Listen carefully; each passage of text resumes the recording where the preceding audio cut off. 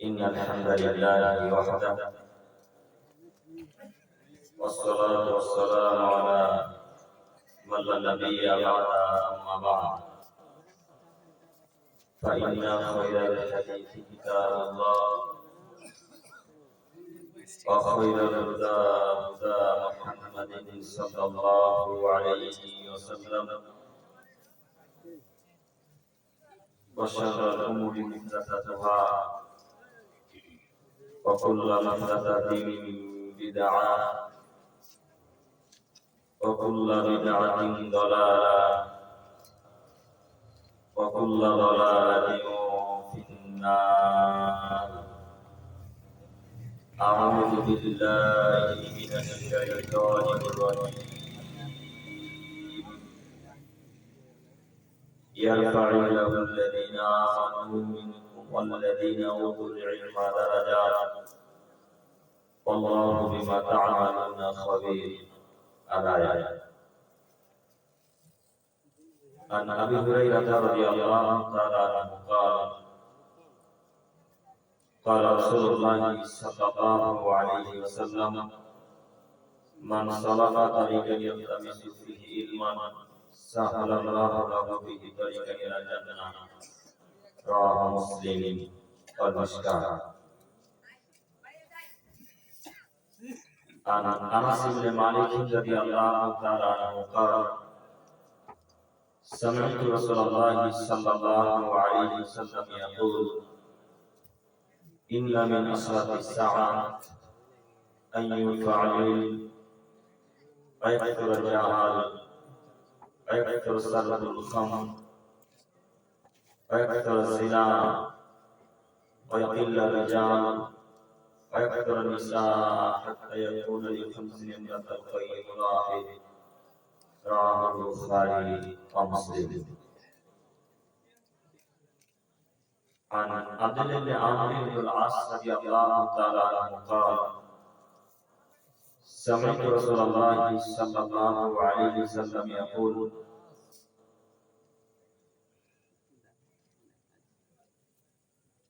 إن الله لا يقبض العلم ينتجه من العباد ولكن يقبض العلم بقبض العلماء حتى إذا لم يبق عالما اتخذ الناس رؤوسا جهالا فسئلوا فأفتوا بغير علم فضلوا أضلوا. رواه مسلم.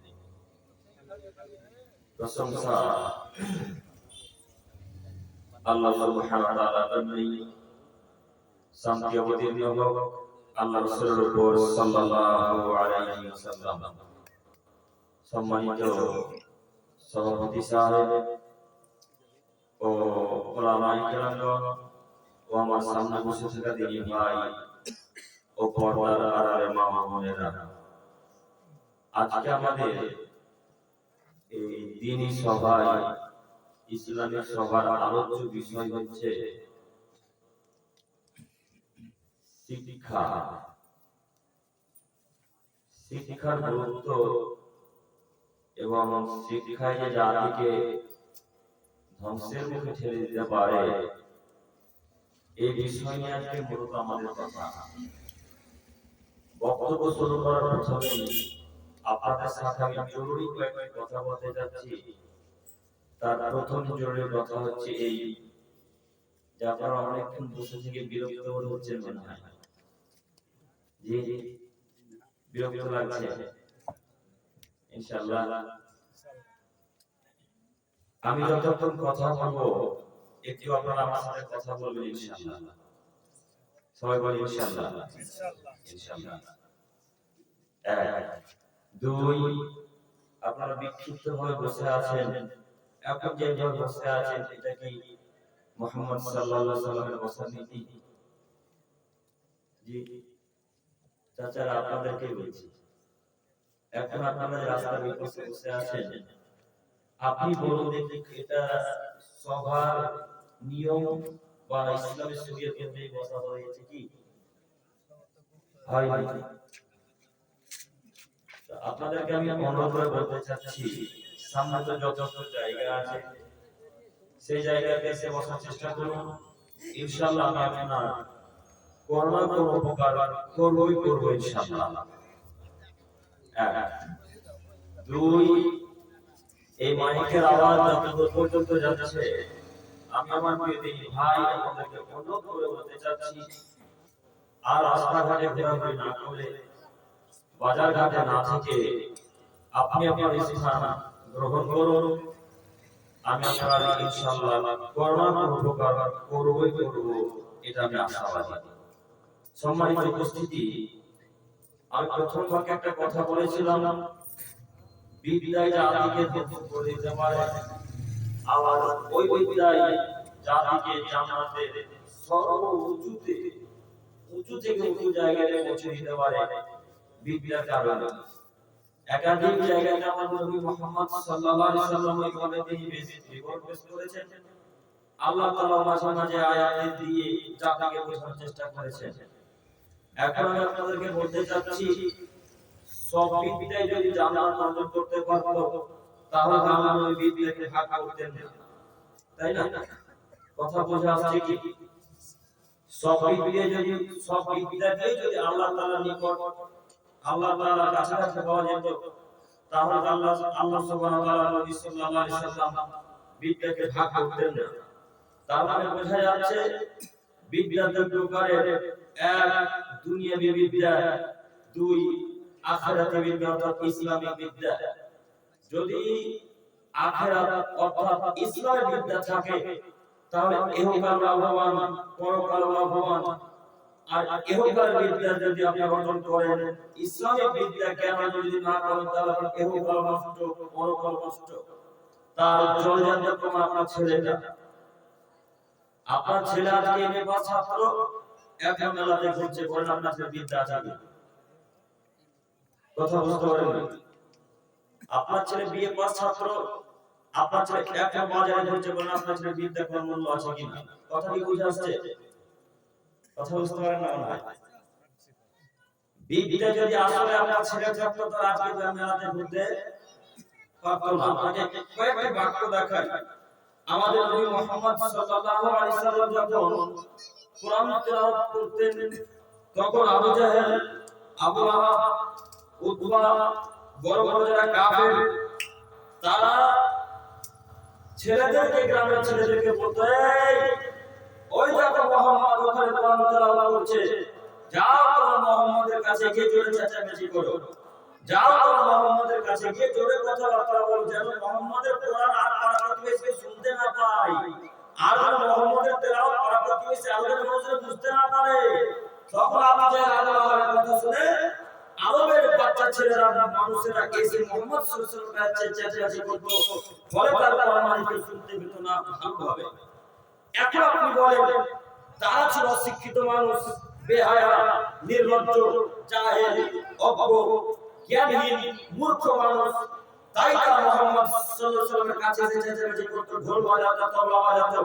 তো আপনাদের এলাকাতে আজকে আলেম ওলামা আলোচনা করছেন, যার সাথে আছে কোরআন হাদিসের কথা বলছেন, আপনার ছেলে এখন মেলাতে ঘুরছে, বলেন আপনার ছেলের মাঝে আবু জাহেল, আবু লাহাবের মাঝে পার্থক্য খুঁজে পাচ্ছেন? কথা বলতে পারলাম না। আপনার ছেলের মাঝে আবু লাহাব, আবু জাহেলের মাঝে পার্থক্য খুঁজে পেলেন?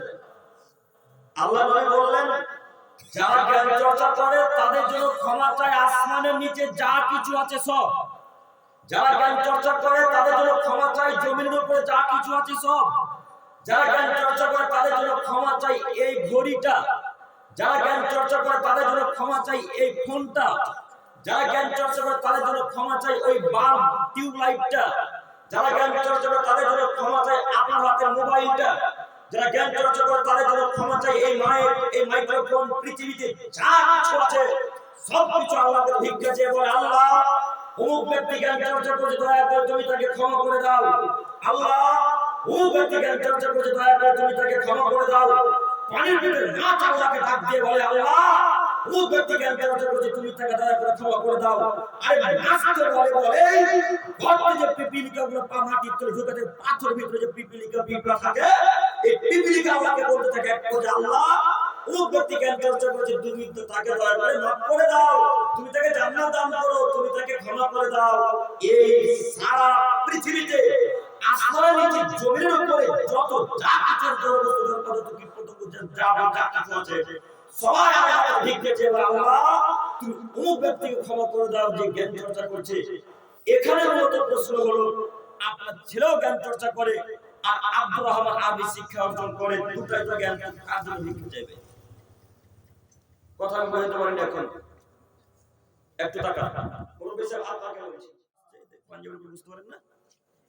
এই পোকাগুলা এখন আপনার ওই ছেলে চলে ভিক্ষা চাইবে যে ছেলেটা মিটনে বাটনা মাদ্রাসাতে পড়াশোনা করছে। কথা বোঝাতে পারি? কথা কি বুঝতে পেরেছেন? এক কথায় যারা ইসলামিক জ্ঞান চর্চা করে তাদের জন্য ভিক্ষা চায় আল্লাহর কাছে। আল্লাহকে বলে আল্লাহ ওই যে আব্দুর রহমান জ্ঞান চর্চা করছে, আল্লাহ তাকে ক্ষমা করে দাও।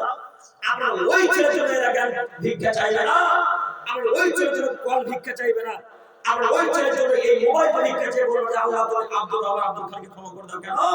আব্দুর রহমান আব্দুল খালিক তো 24 ঘন্টা প্যান্ট টাকুর নিচে পড়ে, আব্দুর রহমান খালিক তো সারাদিন রাতে ঘোরাঘুরি করেছে, এদের জন্য এরা ভিক্ষা চাইবে না। এই জ্ঞানের মূল্য আল্লাহর কাছে নেই। আপনাকে দেখাতে চাচ্ছিলাম দুনিয়াবি মূল্যের দুনিয়াবি বিদ্যা কিছু নমুনা এবং পরকালের বিদ্যা কিছু নমুনা আপনাকে দেখাতে চাচ্ছিলাম। অনুরোধ করে বলতে চাচ্ছি আপনাদেরকে, যে কোনো মূল্যে ছেলেমেয়েকে দুনিয়াবি শিক্ষায় শিক্ষিত করা তাতে যায় আসে না। যে কোনো মূল্যে আপনার ছেলেমেয়েকে এরানিক শিক্ষিত অর্জন করাতে হবে, যে কোনো মূল্যে। যা খুশি হয়ে যাক, টাকা সব চলে যাক, তবু শিকার, কিন্তু আগে এরানিক শিক্ষা অর্জন করা, তারপর দুনিয়াবি শিক্ষা। আমি আপনাদের কাউকে কোনোদিনও বলি যে তাকে ইঞ্জিনিয়ার বানাতে হবে না, আমি কোনোদিনও বলি যে ডক্টর বানাতে হবে না, আমি কোনোদিনও বলি আপনাদেরকে যে আপনার ছেলেকে প্রফেসর বানাতে হবে না, আপনার ছেলেকে হেডমাস্টার বানাতে হবে, এই কথা আমি কোনোদিনও বলিনি, ইনশাআল্লাহ বলবো না। আপনার ছেলে প্রফেসর হবে, আপনার ছেলে ইঞ্জিনিয়ার হবে, আপনার ছেলে ডাক্তার হবে, তবে আপনার ছেলেকে এরাবিক জ্ঞান অর্জন করবে, আগে প্রাথমিক শিক্ষা অর্জন করবে। আল্লাহ কোথায় আছেন? আল্লাহ কি করেন? নবী মুহাম্মদ সাল্লাল্লাহু আলাইহি ওয়াসাল্লাম কিসের তৈরি, কি করতে পারেন, এগুলো যাবতীয় সব প্রাথমিক শিক্ষা অর্জন করবে, তারপর ডাক্তার হবে, কোনো আশা পাবে। আপনাকে জলজান্ত একটা উদাহরণ দিয়ে দেখাই। আমেরিকাতে একটা বড় ডাক্তার, কলকাতার ডাক্তার আমেরিকাতে 21 দিন থাকেন, 21 দিন, আর এক সপ্তাহ কলকাতাতে এসে সার্জারি করে, 3 সপ্তাহ কোথায় সার্জারি করে? কথা বুঝতে পারেন?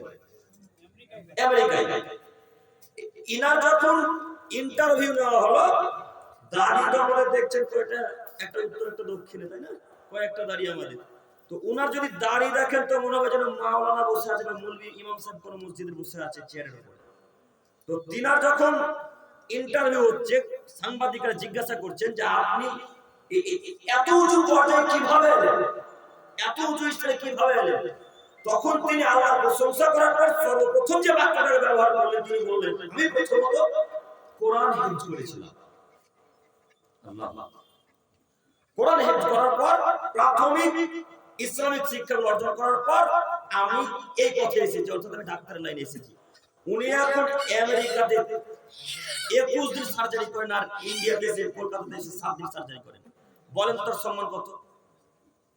দুটাই বিদ্যা, বিদ্যা অর্জন করতে হবে। আল্লাহ এই কথাই বলছেন, যারা জ্ঞান চর্চা করবে তাদের মান মর্যাদাকে আমি আল্লাহ উঁচু করে দেব। যারা জ্ঞান চর্চা করবে তাদের সম্মানকে আমি আল্লাহ উঁচু করতে করতে করতে করতে একেবারে অনেক উঁচু করে দেব। তার প্রমাণ আপনাকে পেশ করে দেখাতে চাচ্ছি। দেখেন, মহান আল্লাহ তাআলা বলেন, ইয়া আইয়ুহাল্লাযীনা আমানু, হে পৃথিবীর মানুষ, তোমরা যারা আমাকে মেনে নিয়েছো। আল্লাহ তাআলা বলেন, পৃথিবীর মানুষ, তোমরা যারা আমাকে বিশ্বাস করেছো, আল্লাযীনা উতুল দারাজাত, তারপরে জ্ঞান অর্জন করেছো। তোমরা যারা আমাকে বিশ্বাস করেছো, বিশ্বাস করার পর তোমরা যারা ঈমান এনেছো, জ্ঞান অর্জন করেছো, তোমাদের মান মর্যাদাকে আমি আল্লাহ তাআলা উঁচু করে দেব। এই কথা মহান আল্লাহ তাআলা নিজে কোরআন মাজিদের মধ্যে বলছেন। আল্লাহু বিমা তা'মালুনা খাবীর। পৃথিবীর মানুষ, তোমরা যেখানে যে কর্ম করো না কেন, আমি আল্লাহ তাআলা সব কিছু খবর রাখি, আমি আল্লাহ তাআলা অবগত। অত্র আয়াতে 4টি বাক্য, 4টি বাক্যের প্রথম যে বাক্যের ব্যাখ্যা এখন করতে যাচ্ছি। আল্লাহ বললেন, তোমরা যারা আমাকে মেনে নিয়েছো, অর্থাৎ যারা আল্লাহকে বিশ্বাস করেছে, 5 ওয়াক্ত সালাত আদায় করে, মুহাম্মদ সাল্লাল্লাহু আলাইহি ওয়াসাল্লাম ঈমান এনেছে, জান্নাত জাহান্নাম কবর আযাব ফেরেশতা সবার উপর ঈমান এনেছে যারা, এদেরকে আল্লাহ তাআলা বলছেন যারা তোমরা আমাকে বিশ্বাস করার পর জ্ঞান চর্চা করেছো, আমি আল্লাহ তোমাদের মান মর্যাদাকে উঁচু করে দেব। তার জলজান্ত প্রমাণ আপনি নেবেন, তার জলজান্ত প্রমাণ হচ্ছে ডক্টর জাকির নাইক। কথা বুঝতে পারলেন? তার জলজান্ত প্রমাণকে ডক্টর জাকির নাইক, চেনেন না ডক্টর জাকির নাইককে? যখন তিনি মানুষের চিকিৎসা করতেন, যখন তিনি হাসপাতালে চাকরি করতেন, তখন বাংলা ভারতের মানুষরা তাকে চিনত গো? কথা বলে বাংলাদেশের মানুষরা চিনত, মালয়েশিয়ার মানুষ, আমেরিকার মানুষ, আরবের মানুষ, দুবাই, কাতার, বাহরাইন, এরা কেউ তাকে ভালোভাবে চিনত না। আরে ভারতেরই প্রায় মানুষ চিনত না, শুধু তাকে মুম্বাইয়ের কিছু মানুষ চিনত। এখন গোটা পৃথিবীর মানুষ তাকে চিনে, গোটা পৃথিবীর মানুষ তাকে সম্মান জানায়, গোটা পৃথিবীর মানুষ তাকে ভালোবাসে। কেন বলেন তো দেখি? ওই যে জ্ঞান, আল্লাহ বললেন যারা জ্ঞান চর্চা করবে তাদের মান মর্যাদাকে আমি আল্লাহ তাআলা উঁচু করতে করতে করতে করতে করতে অনেক উঁচু করে দেব। তার জলজান্ত প্রমাণ ডক্টর জাকির নাইক। তার আরেকটা সবচেয়ে বড় প্রমাণ হচ্ছে ডক্টর আসাদুল্লাহ আলী সাহেব, বাংলাদেশের প্রখ্যাত আলেম। আসাদুল্লাহ আলী সাহেবকে চিনেন আপনারা? চিনেন না? আমরা এইগুলো দেখেছেন না? 5 ভাষার সমমানের পণ্ডিত, 5 ভাষা। বাংলাতে যে রূপ কথা বলতে পারে, আরবিতে সেই রূপ কথা বলতে পারে, আরবিতে যে রূপ কথা বলতে পারে, ফার্সিতে সেই রূপ কথা বলতে পারে, ফার্সিতে যে রূপ কথা বলতে পারে, উর্দুতে সেই রূপ কথা বলতে পারে, ইংরেজিতে কথা বলতে পারে। 5 ভাষার সমমানের পণ্ডিত, এত বড় বিখ্যাত আলেম। তারা যখন কোনো জায়গায় আলোচনা করতে যায়, মানুষ আটে আল্লাহু আকবার। আমরা তো কয়েকটা মানুষ এই মাত্র ওই মাত্র বাংলাদেশে দেখা যায় না।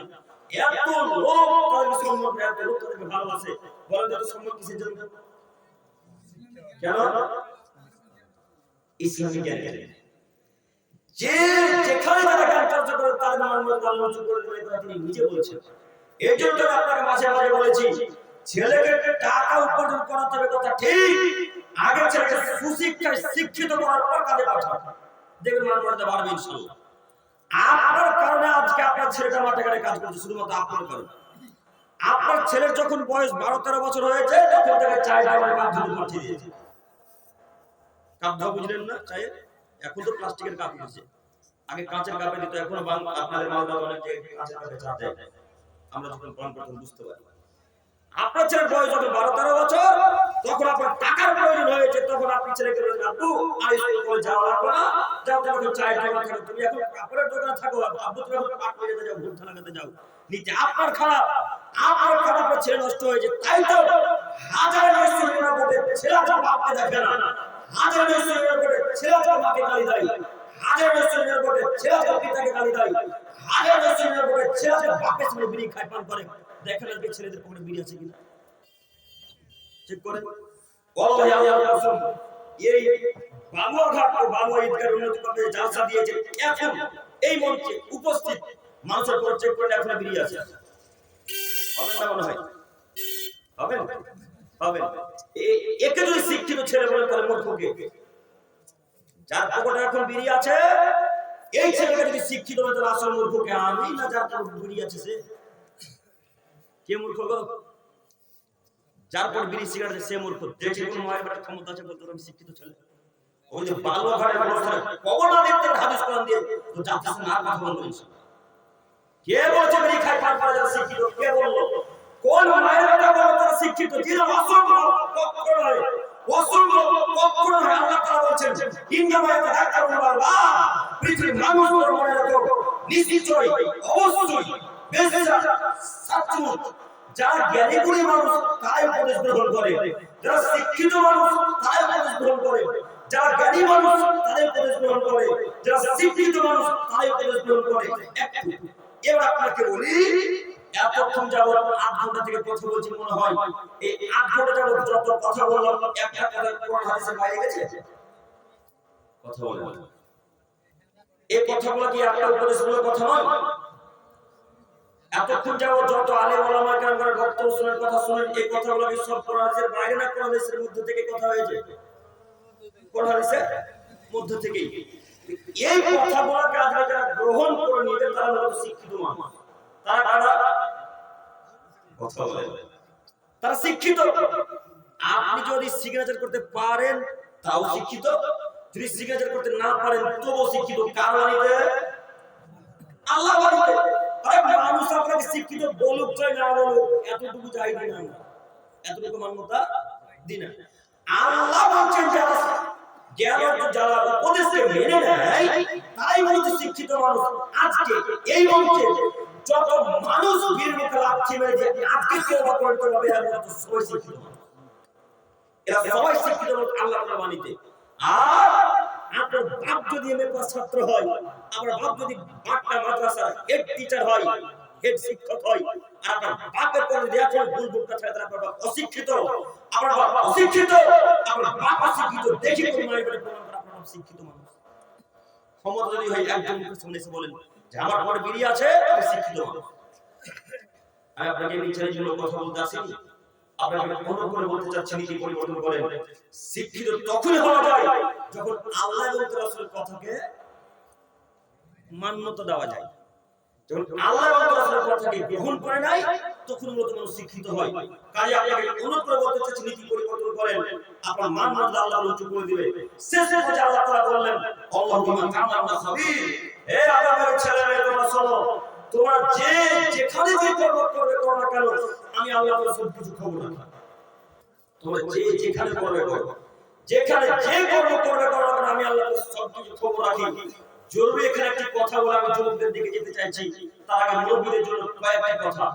ও মুরব্বি সাহেব, একটু আপনি আমার দিকে দেখেন তো, আপনার বিদ্যা যে কত কাজ করে তা আমি বুঝতে পারলাম না, একটু আপনাকে দেখাই, একটু দেখেন। আপনারাও তাকান, ওই দিক থেকেই তাকান। এটা মনে করেন জমি, প্রত্যেকটা জমি তো 4 কোণা থাকে না, থাকে কি? তো এটা মনে করেন 4 কোণা জমি আমার। মুরব্বি সাহেব আপনাকে বলছি, ওই ভিটা বুঝেন আপনারা? ভিটা, ভিত কাটলে কি বলেন ওটাকে? যখন ওই ধান লাগান তখন ওই সাইডের ঘাসগুলা কুপিয়ে কুপিয়ে কাটেন, কি বলেন? ভিত কাটে, আইল কাটেন না? তো আইল যখন কাটতে শুরু করলেন তখন ছিল এত চওড়া আইলটা ছিল, হ্যাঁ আগে ছিল আইলটা এরকম চওড়া, একটা গরুর বাড়ি যেত। তো ওই আইলটা আপনি কাটতে কাটতে কাটতে কাটতে কাটতে কাটতে কাটতে এসে এই নদীর পর্যন্ত রেখেছেন। এবার মানুষ হলো যাতে করতে পারে। তো আর আপনি কাটতে শুরু করছেন, এদিকে দেখছেন, এদিকে দেখছেন, সামনে দেখছেন, পিছনে দেখছেন, কেউ নেই। এখন কেউ না, এখন যত জমি বাড়া বাড়ি। তাই এক কাঠা জমি ছিল, 10 বছর পর মেপে দেখা যাচ্ছে এখন 1 কাঠা 3 কাঠা হয়ে গেছে। আচ্ছা বলো তো বিষয়, আপনাকে আমি দেখিনি, এই বালুয়াঘাটের মানুষ কেউ আপনাকে আগে কাটতে দেখেনি, দেখেছে কে? কে? আল্লাহ। এই বাক্যটুকু মনে রাখেন, একটা হাদিস বলি তাহলে আপনার ব্রেন খুলবে। জায়েদ ইবনে খালিদ রাদিয়াল্লাহু তাআলা আনহু বলেন, রাসূল সাল্লাল্লাহু আলাইহি ওয়াসাল্লাম বলেছেন, "মানা খাসিবা মিনাল আরজি জুলমান ফাইনাহু তাওয়াক্কাল আলা কিয়ামাত মিসরি আলাইহি।" হে আদমের ছেলেরা তোমরা শোনো, যদি কোনো মানুষের জমি জায়গা অর্থ জোরপূর্বক দখল করে নেয়, যদি কোনো মানুষের জমি জায়গা জোরপূর্বক অর্থ দখল করে নেয়, অর্ধভাগ, 1 কাঠা নয়, 1 হাতও নয়, অর্ধভাগ, আধা, কথা বুঝাচ্ছে না? কেউ যদি আধা জমি জোরপূর্বক দখল করে নেয়, কিয়ামতের মাঠে আল্লাহ সুবহানাহু ওয়া তাআলা সব জমির মাটি তার ঘাড়ের উপর চাপিয়ে দিয়ে আল্লাহ তাআলা বলেন, হাত্তা ইউজাবান নাস, আপনি চলতে থাকুন ইলা ইয়াউমিল কিয়ামা, মানুষের বিচার যদি শেষ না হচ্ছে। রবি সাহেব আপনাকে দেখাই, বলেন তো আপনার আসমান কয়টা আছে? 7টা। জমি কয়টা? একটা, 7টা। আসমান যেমন 7টা, জমিরও 7টা। এই 7 তবক জমির মাটি যদি আল্লাহ আপনাকে খুঁড়তে বলে, আপনি খুঁড়তে শুরু করেন, মাটি কত হবে এবং হিসাব হয়েছে। মানুষের বিবেচনার বাইরে একটু বুঝাই আপনাকে। আজকে বালুয়াঘাট থেকে যদি একটা দ্রুতগামী যানবাহন, রকেট, আচ্ছা রাসূলের যুগে রকেট ছিল না, বাদ দেন, রাসূলের যুগে সবথেকে দ্রুতগামী যানবাহনের নাম কি? ঘোড়া। ঘোড়া, ওর তো মরুভূমির জাহাজ, তাই না? তো ঘোড়া আজকে বালুয়াঘাট থেকে ছুটতে শুরু করবে, এই ঘোড়াটা 500 বছর ছুটবে। কত বছর? একটা দ্রুতগামী ঘোড়া 1 ঘন্টায় ছুটে 72 কিলোমিটার। কত কিলো? 70 থেকে 72 কিলো। কাকড়া বড় ঘোড়া যেগুলো ভালো ঘোড়া 1 ঘন্টাতে 70 থেকে 72 কিলোমিটার ছুটতে পারে। এই ঘোড়াটা 500 বছর যাবত ছুটবে। আজকে এখান থেকে ছুটতে গিয়ে যেখানে 500 বছর হবে সেখানে হবে জমিনের শুরু, এখানে হবে শেষ। একটা জমিনের মোটা কত বছরের পর? 500 বছরের পর। তাহলে জমিন যদি সাতটা হয় তো কত বছর পর আল্লাহ খুঁজতে বলবে আপনাকে? 3500 বছর। 5 সাথে 3500 বছর পথে মাটি আল্লাহ আপনাকে খুঁজতে বলবেন। মাটি তো বিশাল মাটি, বিশাল মাটি আপনার পরিকল্পনার বাইরে। আব্দুল করিম সাহেব এত মাটি আমি কেমনে চারি? আমি তো চারতে পারি না। জি না, মাটি আপনাকে চারতে হবে না, মাটি আল্লাহ ফেরেশতারা চারবে। আল্লাহ নবী বলছেন একজন ফেরেশতা এত ক্ষমতা, একজন ফেরেশতা এত ক্ষমতা, একজন ফেরেশতা এত ক্ষমতা, এই গোটা পৃথিবীটাকে ধরে এইভাবে আছাড় দিয়ে ফেলে দিতে পারে। একজন ফেরেশতা এত ক্ষমতা, একজন ফেরেশতা এত ক্ষমতা, এই গোটা পৃথিবীটাকে এইভাবে ধরে এইভাবে ফেলে দিতে পারে। তার নাম ফেরেশতা। 70 জমির মাটি, 3500 বছর যাবতের মাটি যত হবে সব মাটিগুলোকে তুলে আপনার ঘাড়ের উপরে চাপিয়ে দিয়ে আল্লাহ তাআলা বলবেন হাত্তা ইউজবাইনান নাস, আপনি চলতে থাকেন মানুষের বিচার যতদিন শেষ না হচ্ছে ইলা ইয়াউমুল কিয়ামা, কিয়ামতের শেষ দিন পর্যন্ত মানুষ জানে না কিয়ামতের মাঠ কবে শেষ হবে, তবে একটা দিন হবে 50,000 বছরের সমান। মাটি কতদিন যে মুরব্বি সাহেবের ঘাড় থাকবে তাই বোঝাতে অক্ষম। ও মুরব্বি সাহেব, ওই যে 10 ফুটের আইটা ক্যালকুলেট করে দিতে পারবে? যদি 10 ফুটের আইটা করে দিতে না পারেন, ভিতর করে দিতে না পারেন, তো এতগুলো মাটি ঘাড়ে উপরে একজন প্রস্তুত থাকিয়েন। এই যুবক, তুমি দেখো, তোমাকে বলছি, তুমি তো একটা হাসছো, তোমার বাপের নীতি এটা। তোমার বাপ আজ পর্যন্ত তোমার ফুফুকে জমি ঘুরিয়ে দেয়, তোমার বাপকে বলে ফুফুর জমি নিয়ে রাখতে। তোমার বাপ আজ পর্যন্ত ফুফুর জমি ফিরিয়ে দেয়নি। তোমার বাপকে বলো তোমার বাপ শিক্ষিত কিনা, বলো তোমার বাপের বিদ্যা আছে কিনা। তুমি আমি ছাত্র, তুমি বাংলা মাদ্রাসার সবচেয়ে প্রথম ছাত্র, যে তুমি 1 নম্বর হয়েছে পরীক্ষা দিয়ে, তোমার বাপের কাছে কেন ফুফুর জমি থাকবে? তোমাকে অনুরোধ করে যাচ্ছি, তোমার বাপকে বলো আব্বু ফুফুর জমি ফিরিয়ে দিতে হবে, নইলে আমরা শিক্ষিত হতে পারবো না। ফুফুর জমি ফিরিয়ে দিতে হবে। আপনাকে দেখাতে চাচ্ছিলাম শিক্ষিত মানুষকে। শিক্ষিত মানুষ তো সেই যে যতটুকু অধিকার রাখে সেই ততটুকুই নিয়ে রাখে, তারা হলো শিক্ষিত মানুষ। শিক্ষিত তো তারাই যে যতটুকু প্রাপ্য পায় ততটুকু নিজের কাছে রাখে, তারাই হলো শিক্ষিত মানুষ। একটা আপনাকে বলি, আপনার দাদু 4টে ছেলে মেয়ে। যো ভাই তো তাকান তো, আপনাকে বলি, আপনার দাদু 4টে ছেলে মেয়ে, তো আপনার বাপেরা 2টা আর ফুফুরা 2টা। ফুফু বুঝেন না, পিসি বলে 2টা চলে না? তো আপনার ফুফুরা 2টা আর বাপেরা 2টা, মানে চাচারা 2টা, টোটাল 4টা। তো আপনার দাদু 10 বিঘা জমি রেখে মারা গেছে এই বালুয়াঘাটে। তো আপনার দাদুর মরা হলো আজকে 12 বছর। কত বছর? 12 বছর। তোমার বাপ এখন পর্যন্ত তোমার ফুফুকে জমি ঘুরিয়ে দেয়নি, বলো তোমার বাপ শিক্ষিত কিনা? আচ্ছা যুবক ভাই, আপনাদের আমি মাঝে মাঝে তুমি তুমি করে বলছি এই জন্য যে আপনি আমার সঙ্গে বয়সের এই জন্য, যখন তুমিও বলবো খারাপ নেবেন না ইনশাআল্লাহ। ইনশাআল্লাহ আমি আপনাদের বয়সেরই ছিলাম, আমার বয়স তো কম হয়, খুব বেশি হয়। আপনাকে অনুরোধ করে বলতে চাচ্ছি যে আপনার বাপ এখন পর্যন্ত জমি ফিরিয়ে দেয়নি, তো আপনার বাপ কি বা আপনি মনে করেন যে আপনার বাপের বাপ একটু বেশি, আপনার ফুফুর বাপ একটু কম, না দুজনের বাপ সমান সমান? কথা আপনারা বুঝতে পারেন না? সমান সমান, সমান সমান। মানে আপনার বাপের বাপ যতটুকু, আপনার ফুফুর বাপ ততটুকু। তো আপনার বাপ জমি পাবে সকালে, আপনার ফুফু জমি পাবে বই কেন একসাথে? একসাথে। আমার বাপ, আমার দাদু মরা আজকে 12 বছর হলো, যে এখন পর্যন্ত বাপ জমি ফিরিয়ে দেয়নি। বল না আপনার শিক্ষিত কিনা? যুবক, তোমাকে বলে তুমি শুরু করো, আপনি বলতে পারো না আব্বু ভাগ্যে যদি ভিক্ষা করা থাকে আপনি ভিক্ষা করে খাও। আব্বু ভাগ্যে যদি ভিক্ষা করা থাকে ভিক্ষা করে খাবো। আপনার তো ফুফুর জমি নিজের কাছে রেখে খাবো না, ফুফুর কাছে নিজের জমি কাছে রাখা হারাম। ফুফুর জমি নিজের কাছে রাখা হারাম। ফুফুর জমি নিজের কাছে রাখা হারাম। কেন ফুফুর জমি নিজের কাছে রাখবেন? ফুফুকে কাল সকাল হতে জমি ফিরিয়ে দিতে পারবেন ইনশাআল্লাহ। পারবেন ইনশাআল্লাহ? পারবেন না?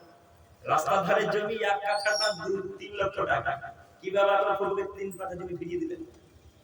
হ্যাঁ, আর বাপকে বলেন যাবো ফুলকে ভিজিয়ে দিতে হবে, আমার বাপ আপনার বাপ তখন আপনাকে এক কথাই বলবে, হ্যাঁ কটা ইমানদার হয়ে মাথা পড়ে যাও, আজকে বেরিয়ে যাবো প্রয়োজন। আমার বাবা এই বলে তাড়িয়ে দিল, তখন আপনি কি করবেন বলেন? আপনার বিদ্যা নেই, আপনার বিদ্যা কাজ করে আপনার বাপের জমিতে কাজই করে না। এই জন্য আপনার বাপকে বলেছি মাথাতে যত গোবর আছে সব গোবর বের করে ফেলে দিয়ে মালদা হসপিটালে গিয়ে আবার মগজ ভরার চেষ্টা করতে হবে। কেন আপনার বাপ গোবর জমি রাখবে? আপনার বাপ জানে না যে গোবরের জমি নিজের কাছে রাখা হারাম? আপনার বাপকে বলে রাখেন যে এতটুকু কেউ যদি অন্যায় করে কোনো জিনিস আত্মসাৎ করে, জমি তো বহু দূরের কথা, জমি তো বহু দূরের কথা, যদি 1 টাকা আত্মসাৎ করে তাহলে 1 টাকা কিয়ামতের মাঠে বুঝে দিতে হবে, এর নাম কিয়ামতের মাঠ। আমরা টিকতে পারবো না। আমি দেখাতে চাচ্ছিলাম যে যা কর্ম করবে কিয়ামতের মাঠে সব দেখতে পাবে। ও যুবক, এবার তোমার জন্য কথা। ও যুবক, এবার তোমার জন্য কথা। আজকে যে তুমি তোমার গার্লফ্রেন্ডকে মেলাতে নিয়ে ঘুরেছো বেটা, বলো তো আল্লাহ দেখতে পেয়েছে কি পাইনি? পাইনি না? তুমি বেটা বারবার এদিক ওদিক দেখো যে আমাকে কেউ দেখে কিনা, কিন্তু তুমি যে আল্লাহ দেখছেন তোমার মাথা দেখতে কাজই করে না। তুমি যুবক গাছের তলাতে লুকিয়ে আজকে যে কুকর্ম করেছো বেটা, বলো তো আল্লাহ দেখেছে কিনা? আল্লাহ বলছেন হে আদমের ছেলে তোমরা শোনো, ইন্নাহু আলিমুন বিযাতিস সুদূর। আরে মনে মনে তো বহু দূরের কথা, আরে মনে মনে তো বহু দূরের কথা, অন্তরে কি চিন্তা হচ্ছে সেটা আমি বুঝতে পারি। তার নাম ও যুবক, আল্লাহ বলছেন আল্লাহু বিমা তা'মালুনা খাবীর। হে আদমের ছেলেরা তোমরা শোনো, তোমরা যে যেখানে কর্ম করবে করো না কেন, তোমরা যেখানে যে যা কর্ম করবে করো না কেন, আমি আল্লাহ তাআলা সব কিছু খবর রাখি, আমি আল্লাহ তাআলা সব জগত। আপনি বিশ্বাস করুন, ওই যে আমি তোমার গাছের নিচে যেভাবে আপনার গার্লফ্রেন্ডকে জড়িয়ে ধরেছিলেন, ওইভাবে আল্লাহ কিয়ামতের মাঠে আপনাকে সিসিটিভি ফুটেজ এখন এই জায়গা দেখাবে। আপনাকে কি দিয়ে বুঝাই যে যা কর্ম করেছে, যে যা কর্ম করেছে, প্রত্যেকটা কর্ম, প্রত্যেকটা আমল আল্লাহ তাআলা সিসিটিভি ফুটেজে দেখাবে। আপনাকে দেখাই, আপনার হাতে যে অ্যান্ড্রয়েড ফোনটা আছে, অ্যান্ড্রয়েড ফোনটার মাধ্যমে যে এই যে ভিডিও দেখতে পান 2100 আকারে, বা কোন কোন সময় 1080 ভিডিও দেখেন না, গজল জালসা দেখেন, 1080 দেখেন না, 1080 ভিডিও দেখেন, কত চিকন দেখায়, শরীরে যে অঙ্গ প্রত্যঙ্গে চুলটা, সে চুলটা বোঝা যায়, তাই না? ওই চুলটা যেমন আপনি বুঝতে পারছেন যে আমি দেখেছি, ঠিক আজকে যে গার্লফ্রেন্ডের হাত ধরে ঘুরেছো, ঠিক আজকে যার আরে হাত ধরে ঘুরেছো, ঠিক আজকে আমার কাছে যে কর্ম করেছো, ওই সব কর্ম আল্লাহ তাআলা জ্বলতে করে দেবে কিয়ামতের ফেরেশতা দেখাবে। তখন আল্লাহ তাআলা, ও আব্দুর রহমান এটা কি তুমি? তখন তুমি বলবে হ্যাঁ আল্লাহ আমি। ও আব্দুল খালেক এটা কি তুমি? তখন আব্দুল খালেক বলবে হ্যাঁ আল্লাহ, আল্লাহ এটা আমি। ও আব্দুল করিম এটা কি তুমি? হ্যাঁ আল্লাহ এটা আমি। আচ্ছা ঠিক আছে, যাও এখন দুজনে জান্নাতে। বলেন কোনো লাভ হলো? কাকে লুকালেন? কাকে লুকালেন? মেয়ের বাপকে লুকে কি লাভ হলো? মেয়ের বাপকে লুকে কি লাভ হলো? এহকালে হয়তো কিছু অপমান থেকে বাঁচলেন, পরকালে তো বাঁচতে পারলেন না। এই যুবক ভাই, কথা বুঝতে পারলেন না আপনারা? আপনাদের কি বলছি? আপনাকে আমি কোন বাপকে বুঝাবো বলেন? আপনি কেন ল্যাপটপ করে ঢুকে নোংরা কথাবার্তা বলেন কেন? আপনি বুঝতে পারেন না যে আল্লাহ সবকিছু বুঝতে পারে? আপনার বিদ্যাকে আমি যে খবর দিতেছি, আপনি মনে রাখবেন আপনার বিদ্যার মূল্য নেই। যদি আপনার এই বিদ্যা কাজ করতো তাহলে আপনি আপনাকে বলতেন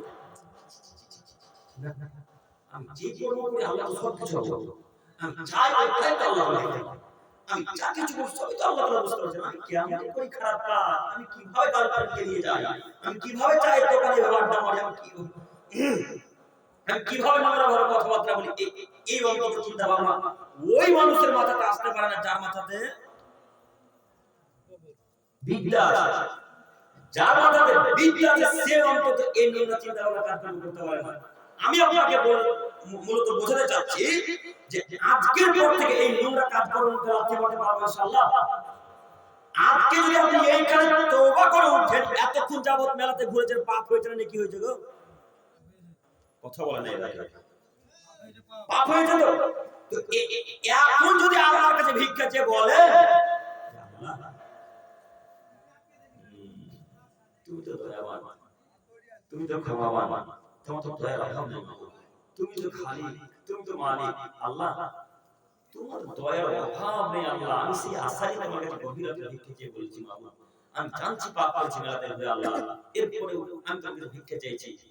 এই কথা বলতে বলতে বলতে বলতে যদি দুই চোখের পানি বেরিয়ে যায়, আল্লাহ তার পাপ ক্ষমা করবেন কি করবেন না? কিন্তু আমি আপনি চাইতে জানলাম না, আমি আর আপনি ওই বেদাতি হুজুরের মতো চাইলাম আলহামদুলিল্লাহ রাব্বিল আলামিনের হকে লা ইলাহা ইল্লাল্লাহ, এই তো দোয়া। আর আপনিও ফজরের সালাতের পর দোয়া করছেন আলহামদুলিল্লাহ রাব্বিল আলামিন, এটা কোন দোয়া হলো? দোয়ার অর্থ হলো, আরে দোয়া যে করবেন তো আগে তো আল্লাহর প্রশংসা করা লাগবে। এই গ্রামে কোন একটা মানুষের কাছে টাকা কর্জ নেবেন, ধার নেবেন, ঋণ নেবেন, তো ওই লোকটার কাছে ঋণ নিতে যাওয়ার সময় যদি বলেন এই আব্দুর রহমান এখানে একটা ধার দাও, আমি আপনাকে হাসপাতাল নিয়ে যাব, দিবে আব্দুর রহমান 1000 টাকা ধার? দিবে গো? দিবে না। ওই আব্দুর রহমানকে গিয়ে বলেন ভাইয়া আমার মা শরীরটা একটু খারাপ, তো আমার মাকে হাসপাতাল নিয়ে যাওয়া লাগবে, আপনি যদি 1000 টাকা দিয়ে দেন আমার খুব উপকার হয়। আমি তো লোকে লোকে শুনেছি যে আপনি খুব দানশীল মানুষ, আপনি দান করতে ভালোবাসেন, আপনি আমাকে 10টা দিনের জন্য 1000 টাকা দেন। আপনি এই বলে তার অন্তরটাকে জড়িয়ে দিলেন, অন্তরটাকে নরম করলেন। এখন আব্দুর রহমানের কাছে 1000 কেন 1 লাখ চলে দিলেন। আব্দুর রহমান এখন প্রশংসা করে তার অন্তরটাকে ঠান্ডা করেছেন। তো আল্লাহ প্রশংসার লোভী, আল্লাহর কাছে কিছু চাইতে লাগে প্রশংসা করা লাগে, আগে প্রশংসা করতে হবে। আগে সূরা ফাতিহা পড়বেন, তারপরে মুহাম্মদ সাল্লাল্লাহু আলাইহি ওয়াসাল্লামের দরুদ পাঠ করবেন, তারপরে আরবিতে যে যা জানেন যা জানলেন তাই কিছু বললেন, তারপরে এক পর্যায়ে বাংলাতে বলতে শুরু করে বলেন আল্লাহ তুমি আমার অনেক পাপ ক্ষমা করো, আল্লাহ তুমি আমাকে সুস্থ করো, আল্লাহ তুমি আমাকে সুস্থ করো, আল্লাহ তুমি আমাকে ক্ষমা করো। এইভাবে ভিক্ষা চাইতে হয়, আগে আল্লাহর প্রশংসা করা লাগবে। এমনিতে আমাদের রব্বুল আলামিনকে হাক্কে লা ইলাহা ইল্লাল্লাহ এই আজকে থেকে আপনারা করবেন ইনশাআল্লাহ। মাথায় ইনশাআল্লাহ ইনশাআল্লাহ। সম্মানিত মুরব্বি সাহেব, আমি বলতে চাচ্ছিলাম সম্মানিত যুবক ভাই, যা হয়েছে আজকে এখানে তওবা করে এখান থেকে উঠবো ইনশাআল্লাহ। পারবো তওবা করতে ইনশাআল্লাহ? পারবো ইনশাআল্লাহ? সবাই বলে ইনশাআল্লাহ। ইনশাআল্লাহ তুমি আমাদেরকে কুকর্ম থেকে বেঁচে থাকার তৌফিক দান করো, সকলে বলি আমিন। সম্মানিত মুরব্বি সাহেব, আমি বলতে চাচ্ছিলাম মহান আল্লাহ তাআলার মালিক তিনি বললেন ফালাম পৃথিবীর মানুষ তোমরা আগে জ্ঞান চর্চা করো, তুমি আগে জানো আন্নাহু লা ইলাহা ইল্লাল্লাহ, আল্লাহ ছাড়া কোনো মাবুদ নেই, এই জ্ঞান আগে তুমি অর্জন করো। এই কথা মুহাম্মদ সাল্লাল্লাহু আলাইহি ওয়াসাল্লামকে আল্লাহ বলছেন। আল্লাহ বলছেন মুহাম্মদ সাল্লাল্লাহু আলাইহি ওয়াসাল্লাম, সাল্লাল্লাহু আলাইহি বললেন আপনারা সবাই সাল্লাল্লাহু আলাইহি বলুন, মনে থাকবেন ইনশাআল্লাহ। আল্লাহ তাআলা মুহাম্মদ সাল্লাল্লাহু আলাইহি ওয়াসাল্লাম বলছেন মুহাম্মদ আন্নাহু লা ইলাহা ইল্লাল্লাহ, আগে আপনি জানেন যে আল্লাহ ছাড়া কোনো মাবুদ নেই। ওয়াস্তাগফির লিযামবি, তারপরে আপনি আপনার পাপের জন্য ভিক্ষা চান। ওয়ালিল মুমিনিনা ওয়াল মুমিনাত, এবং মুমিন পুরুষদের জন্য, মুমিন নারীদের জন্য, মুমিন পুরুষদের জন্য, মুমিন নারীদের জন্য আপনি আল্লাহর কাছে ভিক্ষা চাইবেন। আগে আল্লাহর নবীকে আল্লাহ বলছেন আপনি জানেন যে আমি আল্লাহ ছাড়া কেউ নেই, আমি আল্লাহ পাক ক্ষমা করতে পারি, আমি আল্লাহ পাক নেকি দিতে পারি, আমি আল্লাহ জান্নাত দিতে পারি, আমি আল্লাহ জাহান্নাম দিতে পারি, এই কথাটা আপনি জানেন, তারপর আমার কাছে ভিক্ষা চান। এখানে মূলত একটি কথা আল্লাহ বলেন আমি ছাড়া কেউ মাবুদ নেই, একটা আয়াত। আমি আপনাদের পেশ করে আপনাকে দুইটা বাক্যের ব্যাখ্যা একসাথে করে দেখাতে যাচ্ছি। মহান আল্লাহ তাআলা বলেন ওয়াবুদুল্লাহ, পৃথিবীর মানুষ তোমরা আমার ইবাদত করবে, ওয়ালা তুশরিকু বিহি শাইআ, তোমরা আমার ইবাদতের সাথে কাউকে শরীক স্থাপন করবে না। আপনি যেমন ভাবে আল্লাহকে ডাকতে পারেন আল্লাহকে ডাকেন, আল্লাহর সাথে কাউকে জড়াবেন না, এটা আল্লাহ আপনাকে নিষেধ করছেন। আপনি আল্লাহর সাথে কাউকে অ্যাড করবেন না, এই কথা আল্লাহ আপনাকে নিষেধ করছেন। আল্লাহ বলেন আমাকে ডাকো, যেভাবে পারো ডাকো, আমাকে ডাকতে কারণ না ওসিলা লাগে না, আমাকে ডাকতে কারণ মাধ্যম লাগে না, আমি আল্লাহ ডাইরেক্ট দোয়া করতে পারি, আমি আল্লাহ ডাইরেক্ট কথা শুনতে পারি, আমাকে ডাকতে পীর লাগে না, আমাকে ডাকতে কোনো ওলি লাগে না, আমাকে ডাকতে কোনো কবিরাজ লাগে না, আমাকে বলো আল্লাহ তুমি আমার দোয়া কবুল করো, আমি তোমার দোয়া কবুল করে নিতে পারি। এই কথা আল্লাহ বলছে। এইখানে আপনাকে বলতে দেখাতে চাচ্ছি যে আপনার অসুখ হয়েছে, এখন কাকে বলবেন? জি আল্লাহ। আমার স্ত্রীকে জিনে ধরেছে, এখন কাকে বলবেন? আল্লাহকে। তো আপনার স্ত্রী যে ওই কবিরাজের কাছ থেকে তাবিজ নিয়ে গলায় ঝুলিয়ে আছে এখন তো, হ্যাঁ তাবিজে নাকি জিন ঝাড়িয়ে দিতে পারে। মানুষ বোকা দেখে, যদি এত বোকা দেখে, বোকা আছে মানুষ কিন্তু এত বোকা দেখে। আমরা একবার নদিয়াতে বক্তব্য দিতে গেলাম, নবদ্বীপ চেনেন না? নবদ্বীপ ধাম শুনেছেন না? নবদ্বীপ ধামে আমরা বক্তব্য দিতে গেলাম, তো আমাদেরকে নদীর এপার থেকে ওই পারে নিয়ে যাওয়া হলো। ওপারে গেলাম বক্তব্য দিতে, তো আমিও জানি না যে সেটা হানাফি এলাকা। আপনারা হানাফি না আহলে হাদিস? আহলে হাদিস। তা আমিও জানি সেটা হানাফি এলাকা। আমার কোনো বক্তব্যের বিষয় যে শিরক আর বিদআত, তো আমি তো বুঝতে পারিনি যে এরকম অবস্থা। আমি যা যা করে পেরেছি ওই এপার করে ঝুলে দিয়েছি সেদিকে, যা মনে এসেছে। তো শিরকের ব্যাপারে বক্তব্য শুনেছেন আপনারা আমার। তো শিরকের কথা বলতে একবার যে আমি একটা হাদিস পেশ করে বলেছি, মান কাল্লা আমি মাত্র ফাদাস না, যে ব্যক্তি তাবিজ ব্যবহার করলো সে শিরক করলো, এই কথা বলেছি। তো পাশে একটা হুজুর আছে, সভাপতি সাহেব আছে, আর আপনারা তো আহলে হাদিস শ্রোতা, ওরা হানাফি শ্রোতা। তো একটা ছেলে মধ্যে থেকে উঠে বলছে, হুজুর, হুজুর বলে, হুজুর কথা কেমন হয়ে গেল? তো কি বলে? আপনি বলছেন তাবিজ দিলে সেরেক হয়, তো আমাদের গ্রামের যিনি ইমামতি করে হুজুর, তিনি তো তাবিজ বিক্রি করে। একটা তাবিজের দাম 501 টাকা। কয় টাকা দাম? 501 টাকা তাবিজের দাম। মোহরণ আগে দেখতো যে 1001 টাকা করতো, তাই না? 1 টাকাটা প্রথা, এটা জাহেলি প্রথা। এখন 1 টাকা চলে নাকি এলাকায়? 1 টাকা ওকে লাথি মারবে না, মারতে পারবেন না। তো একটা তাবিজের দাম 501 টাকা। তো এই ছেলেটাকে বললাম, তুমি শোনো শোনো, ওকে ডাকলাম, এই সামনে এলো, আমি ওকে জিজ্ঞাসা করলাম, তোমাদের হুজুর কেমন তাবিজ দেয় বলতো? তো তিনি বলছেন যে আমাদের গ্রামে যাদের পুত্র সন্তান নেই তাদেরকে তাবিজ দেয়, পুত্র সন্তান না হয়। তাবিজ দেওয়ার পর কি সন্তান হয়? পুত্র সন্তান হয়। তো আমি এক পর্যায়ে আমার ব্রেনটা তখন খুলিয়ে দিয়েছিল, বা কিভাবে যে মনে এসেছিল আমি বলতে পারি না, এখন মনে আসছে কথাগুলো, যে কিভাবে কথা তখন স্মরণে এলো। আমি চট করে তখন তাকে প্রশ্ন করে বসেছি যে তোমার হুজুরের পরে পুত্র সন্তান? তখন তিনি বলছেন না, একটা না তিনটেই নেই। তো তোমার হুজুরের কি পুত্র সন্তানের প্রয়োজন নাই? যে এবার তো বুঝতে পেরেছি, যদি তাবিজ দিয়ে পুত্র সন্তান না হয় তাহলে হুজুরের পুত্র সন্তান হলো না কেন? কথা বুঝতে পারলেন? তাবিজ দিয়ে যদি মানুষকে ভালো করা যায়, তাবিজ দিয়ে যদি ছেলে মেয়ে হওয়া যায়, তাহলে হুজুরের নেই কেন? এই বক্তব্য কালিয়াচকের একদিন পেশ করছি। তো কালিয়াচকের মোথাবাড়িতে তো প্রায় মানুষ ওই টাইপের। তো এরা বলছে যে হুজুরের যদি বেটা প্রয়োজন না হয়, হুজুর যদি বেটা না নাই তাই তাবিজ নেই। তার মানে তার বিশ্বাস যে তাবিজ মানুষকে বেটা দিতে পারে। হাজার মানুষের এরকম চিন্তা ভাবনা, এরকম আকীদা আছে যে তাবিজ দিয়ে জিন চলে যায়, এরকম আকীদা নাই? আপনার কন্যার আকীদা রাখাচ্ছি, দেখেন আপনার স্ত্রী আপনার ওই বাচ্চা শিশু সন্তানটাকে, নাতিটাকে বাড়ি থেকে বের করবে, তো এই বড় চওড়া করে কাজল দি কালো হাড়ির কালি লাগিয়েছে কপালে, লাগাই না? কাজল দি বুঝেন আপনারা? কাজল দি, কাজল দি টিপ একবার চৌড়া করে দিয়েছে গোটা কপালকে দিয়ে। আপনাদের জিজ্ঞেস করতে হবে মানুষের বিদ্যা বুদ্ধি কোথায় গিয়ে ঠেকেছে। বিদ্যা খোঁজ খবর নিয়ে দেখা যাচ্ছে ওই মহিলাটা এমএ পাস, যে থুতু দিচ্ছে সে মহিলাটা বিএ পাস। বলে এদের বিদ্যার কোনো মূল্য আছে? আল্লাহর নবীর কথাগুলোকে মাটিতে পুঁতে দিয়ে আপনি হিন্দুদের রীতিনীতি গ্রহণ করেন, আপনার বিদ্যার কি মূল্য? আল্লাহ নবী বললেন, যদি বাচ্চা ছেলেটাকে বাড়ি থেকে বের করাই লাগে, যদি বাচ্চা শিশুদেরকে বাড়ি থেকে বের করাই লাগে, তাহলে বলো আউযু বিকালিমাতিল্লাহি তাম্মা মিন কুল্লি শাইতানিন হাম্মা ওয়া মিন কুল্লি আইনিন লাম্মা। এত পৃথিবীর কোন অচিন, পৃথিবীর কোন খারাপ, পৃথিবীর দায়ী কোন মানুষকে বাচ্চারা করে ক্ষতি করতে পারবে না। আপনি রাসূলের কথাকে মাটির তলে পুঁতে দিয়ে ওই হিন্দুদের রীতিনীতি গ্রহণ করলেন কেন? কে টিপ দিতে বলেছে?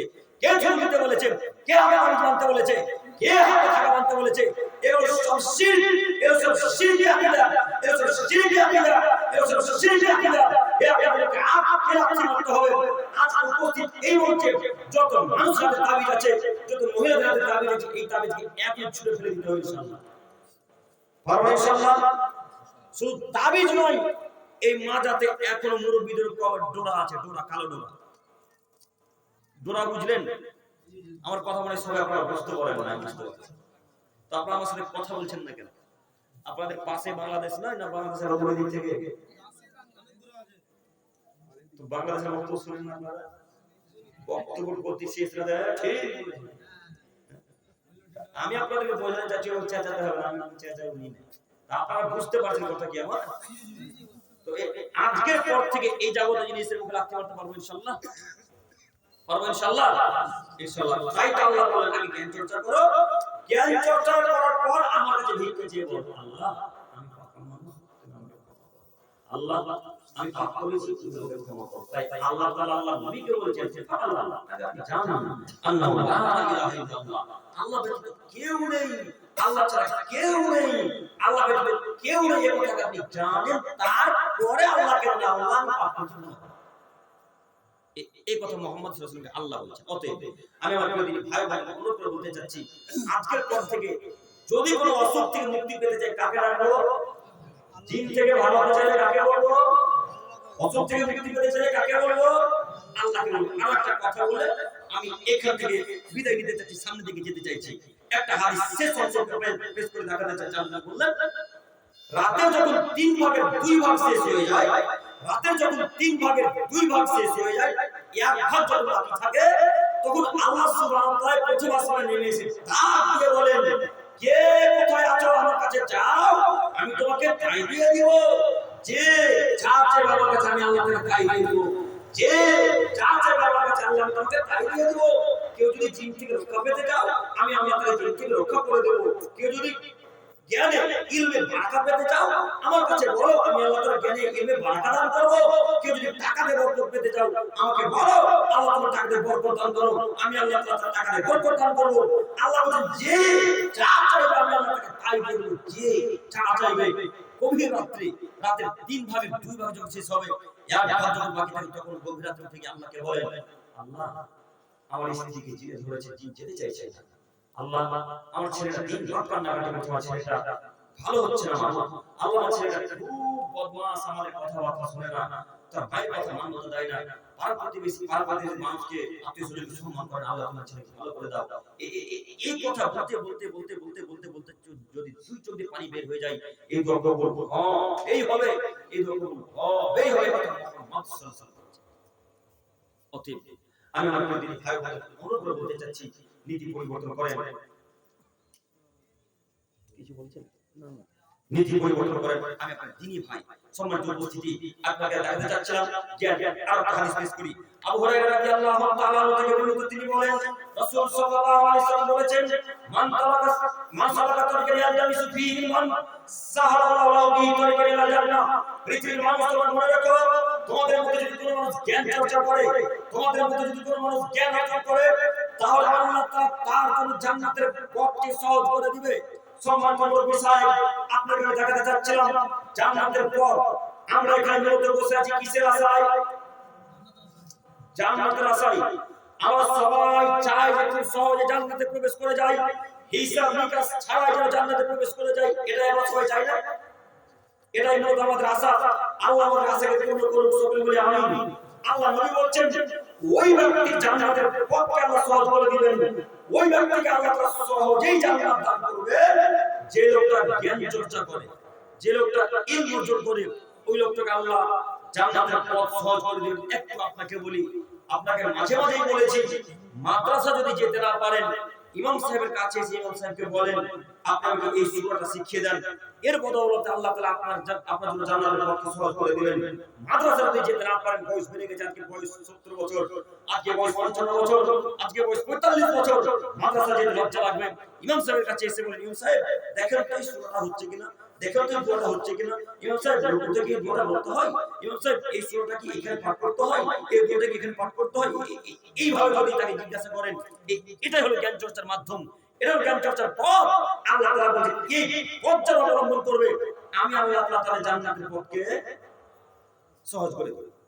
আমাদের উদ্দেশ্য তো জান্নাত যাওয়া, তো আপনি কেন এত দূরে এই থেকে, জ্ঞান থেকে এত দূরে কেন? আপনি এত দূরে কেন বিদ্যা থেকে? আপনি বিদ্যা অর্জন করেননি, তার কারণে আপনাদের মালদা জেলাতে যখন ব্রিজ তৈরি করছে নদীর উপর দিয়ে, তখন ইঞ্জিনিয়ার ডেকে আনছেন আমেরিকা থেকে, আপনি কাজ করছেন, তাই না? ইঞ্জিনিয়ার ডেকে আনছেন চায়না থেকে, আর আপনি লেবার খাচ্ছেন। এই তো আপনাদের বিদ্যা। অথচ নীতি এমন হওয়া উচিত ছিল, ইঞ্জিনিয়ার হবে এই কি গ্রাম? বালুয়াঘাটের মানুষ ইঞ্জিনিয়ার হবে আর কর্মচারী খাটবে আমেরিকার মানুষ। নীতিটা এমন হওয়া উচিত ছিল, কিন্তু কখন আপনি জ্ঞানহীন হয়ে গেলেন, একেবারে মূর্খের সাথে মিশে গেলেন, বুঝতে পারলাম না। আপনি পড়াশোনা একেবারে নষ্ট করে দিলেন কেন? এখনো সময় আছে, ছেলে মেয়েকে শিক্ষিত করেন এখন। সম্মানিত নবী সাহেব, আমি আপনাকে অনুরোধ করে বলতে চাচ্ছি, ছেলে মেয়েকে বড় করতে হবে, এই কথাই ঠিক। তবে ছেলে মেয়ের টাকা নিয়ে যে আপনাকে বড় হতে হবে, এটা আপনি কেমন চিন্তা করেন? আপনার ছেলে মেয়ে যদি 32 বছর যাবত পড়াশোনা করতে চায়, আপনাকে ততদিন যাবত পড়াতে হবে, আপনাকে খেটে পড়াতে হবে, প্রয়োজনে ভিক্ষা করে পড়াতে হবে, পড়াতে হবে কথাই চলবে, পড়াতেই হবে কথা ঠিক। কেন আপনি এত সহজে তাকে কাজে পাঠিয়ে দিলেন? কেন পাঠিয়ে দিলেন? আপনার পর আজকে ছেলেটা সিগনেচার করতে পারে না, আপনার পর আজকে ছেলেটা বিবাহের মঞ্চে বসে সিগনেচার করতে পারে, টিপ দেয়, এর চাইতে দুঃখের বিষয় কি হতে পারে? এর চাইতে লজ্জাজনক বিষয় কিছু আছে? 2025 সালে সিগনেচার করতে পারে না মানে? সম্মানিত যুবক ভাই, সম্মানিত নবী সাহেব, আমি আপনাকে অনুরোধ জানাচ্ছি, বিদ্যার কত মূল্য আপনাকে আমি কি দিয়ে বুঝাই। বিদ্যার মূল্য তখনই বুঝতে পারবেন যখন এয়ারপোর্টে ঢুকবেন। বিদ্যার মূল্য তখনই বুঝতে পারবেন যখন ইংলিশ একটা পেপার থেকে বেরিয়ে আসবে। বিদ্যার মূল্য তখনই বুঝতে পারবেন যখন ভারত থেকে অন্য জায়গায় চলে যাবে, তখন বিদ্যার মূল্য বুঝতে পারবেন। মাঝে মাঝে স্টেশনে বুঝতে পারেন না যে বিদ্যা কি জিনিস, কোন ট্রেনটা আছে এটাই বুঝতে পারেন না। ইংলিশে লেখা থাকে তিস্তা তোরসা, ইংলিশে লেখা থাকে বেঙ্গালুরু, লেখা থাকে না। আপনি তো পড়তে জানেন, এখন লোককে জিজ্ঞাসা করে বেড়াতে হবে কি ট্রেন আসছে ভাই এখন। এই তো আপনার বিদ্যা।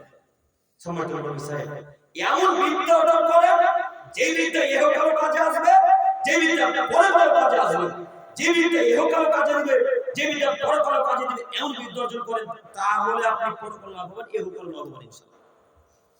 সম্মানিত উপস্থিতি, তবে বিদ্যা অর্জন করতে গিয়ে মানুষকে খুশি করার জন্য যদি বিদ্যা অর্জন করেন, তাহলে জাহান্নাম নিশ্চিত। জাহান্নাম তো তোমার পেটে ধরা যাবে। প্রমাণ একটা দিয়ে আপনাকে হাদিস দিতে আমি ব্যাখ্যা দিতে যাচ্ছি। আবু হুরায়রা রাদিয়াল্লাহু তাআলা বলেন, রাসূল সাল্লাল্লাহু আলাইহি ওয়াসাল্লাম বলেছেন, মান কাল্লা ইলমা মাইতাকা বিওয়াজুল্লাহি লা ইয়াতাআল্লামু ইল্লা লিয়ুসিবা বিআজামিয়াত দুনিয়া। আল্লাহর দ্বীনের জ্ঞান মানুষকে খুশি করার উদ্দেশ্যে কেউ যদি অর্জন করে, আল্লাহর সন্তুষ্টি অর্জনের দ্বীনের জ্ঞান যদি কেউ মানুষকে খুশি করার জন্য অর্জন করে, লাম ইয়াজিদ আকাল জান্নাতি ইয়ামিরিহা, তাহলে ওই লোকটা জান্নাতের গন্ধ পর্যন্ত পাবে না। অথচ জান্নাতের গন্ধ 1 মাসের দূরত্বের পথ হতে পাওয়া যায়। জান্নাতের গন্ধ কত দূর থেকে পাওয়া যায়? 1 মাসের দূরত্বের পথ থেকে পাওয়া যায়। আল্লাহু আকবার। কিন্তু ওই লোকটা জান্নাতের গন্ধ পাবে না যে লোকটা জ্ঞান চর্চা করেছে মানুষকে দেখানোর জন্য, যে লোকটা জ্ঞান চর্চা করেছে লোককে দেখানোর জন্য, যে লোকটা জ্ঞান চর্চা করেছে দুনিয়াবি হাসিল করার জন্য, টাকা উপার্জনের জন্য, এই লোকটাকে আল্লাহ তাআলা জাহান্নামে দিবেন, লোকটাকে জান্নাতের গন্ধ আল্লাহ তাআলা দিবেন না। আর একটা হাদিস পেশ করে দুইটা হাদিসের ব্যাখ্যা একসাথে দেখাতে চাচ্ছি।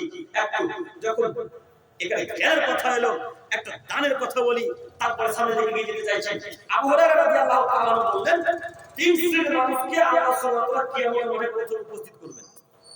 3 শ্রেণীর মানুষকে কিয়ামতের মাঠে আল্লাহ তাআলা কিয়ামতের মাঠে প্রথম উপস্থিত করবেন। তার তৃতীয় শ্রেণীর মানুষ হচ্ছে দানশীল মানুষ। তৃতীয় শ্রেণীর মানুষ কে? দানশীল। আল্লাহ তাআলা এই লোকটাকে এত সম্পদ দিয়েছিল,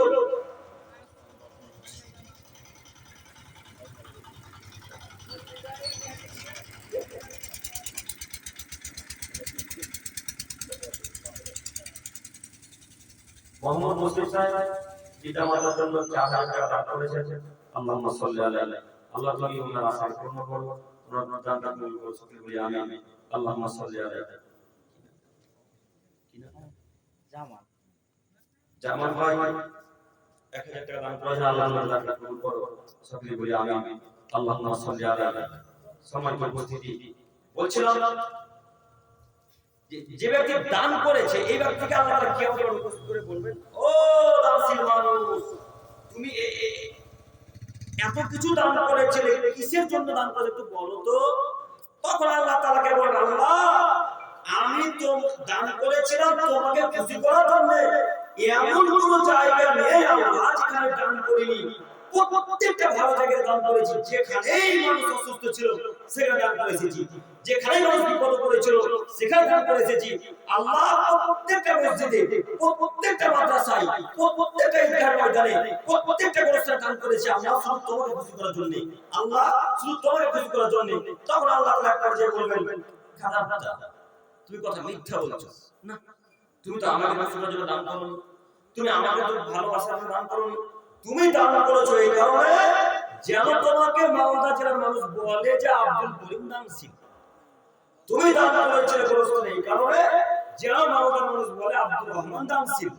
তুমি গোরস্থানে দান করেছো এই কারণে যেন তোমাকে বলে আব্দুল খালেক দানশীল। এটা 4000 টাকা বলতে হবে। আমি একটা দান করে বলি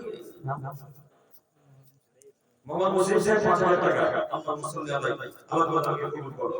তো সমাজে উপস্থিত বলছিলাম দানের বিষয়টা বলে একটা কথা বলি যে দান করতে হবে, তার অর্থ এই নয় যে দান করতে নিষেধ করছি। আমি দান করতে নিষেধ করিনি, আমি বলতে চাচ্ছি দান করেন, এখান থেকে দান করতে হবে, এখান থেকে। এই হাতে দান করলে এই হাতে দান করবেন, ডান হাতে দান করলে বাম হাত জানতে পারবেন, এটা হলো উত্তম দান। তবে হ্যাঁ, দান করলে একটু বলতে হয়, তাহলে মানুষ হতে একটু ওর দেখা দেখি দিবে, তাই না? তার দানটা দেখা হয়তো ওর দেখা দেখি দিবে, এই জন্য আলেম আলামাগণ বলে থাকেন। আবু তব সাহেব দান করেছে, আল্লাহুম্মা সাল্লি আলাইহি, আল্লাহ